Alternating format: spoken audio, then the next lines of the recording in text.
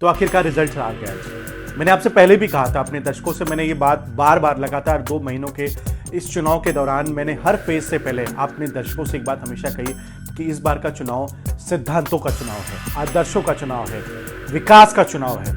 इस बार का जो चुनाव है वो राजनीति करने वाला चुनाव नहीं है, किसी को गाली देने वाला चुनाव नहीं है, किसी जाति विशेष को प्रमोट करने का चुनाव नहीं है। ये चुनाव था जो 5 सालों में योगी आदित्यनाथ जी ने जिस प्रकार से जनता की सेवा की।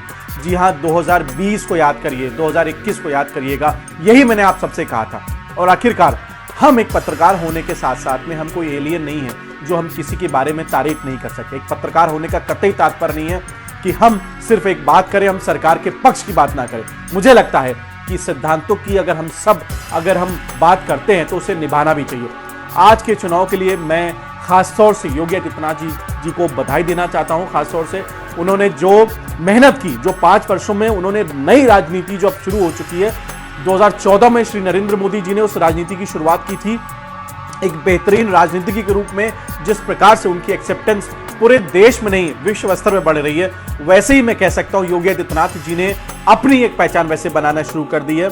और ये पहली बार उत्तर प्रदेश के इतिहास में ऐसा होने जा रहा है जब एक मुख्यमंत्री जिसने 5 वर्ष कंप्लीट किए हों और वो दोबारा विराजमान होने जा रहा है। एक बड़ी बात है, मैं ये कह सकता हूं, और ये हमारे इस प्रदेशवासियों के लिए 1 वर्ष कंप्लीट किए हों और वो दोबारा विराजमान होने जा रहा है। एक बड़ी बात है, मैं ये कह सकता हूं, और ये हमारे इस प्रदेशवासियों के लिए एक अपने आप में एक बहुत बड़ी उपलब्धि है कि एक ऐसा व्यक्ति विराजमान होने जा रहा है उस कुर्सी पर जिसको वो सिर्फ एक कर्मचारी के तौर पे उसको वो अपने को इस्तेमाल करता है, ना कि वो अपने आप को राजा समझता है। 5 कालिदास मार्ग जो हमेशा कहा जाता था कि राजमहल है, लेकिन योगी आदित्यनाथ जी ने कभी भी उसको राजमहल के तौर से नहीं इस्तेमाल किया।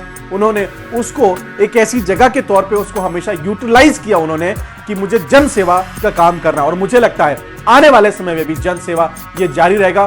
साधना प्लस टेलीविजन, खासतौर से साधना ग्रुप और वाइब्रेंट ब्रॉडकास्टिंग लिमिटेड की तरफ से, वाइब्रेंट डिजिटल न्यूज की तरफ से बहुत बहुत शुभकामनाएं योगी आदित्यनाथ जी को और उनकी पूरी टीम को, जिस पूरी टीम ने पूरी शिद्दत और मेहनत के साथ लगातार 2 वर्षों से, क्योंकि कोविड के बाद से जहां सब लोग डरे हुए थे, सहमे हुए थे, वो टीम जिसने उनका साथ दिया, मैं उनको भी बहुत बधाई देना चाहता हूं। नाम आप सब जानते हैं, लेकिन फिर भी मैं एक बार रिपीट करना चाहूंगा, चाहे फिर वो अवनीश अवस्थी जी हो, संजय प्रसाद जी हो, एसपी गोयल जी हो, डॉक्टर नवनीत सहगल जी हो, शिशिर जी को खास तौर से मैं इस बात के लिए जरूर कहूं क्योंकि बहुत सारे अधिकारी ने अपने रंग बदले थे, लेकिन कुछ अधिकारी ने अपने रंग कतई नहीं बदले।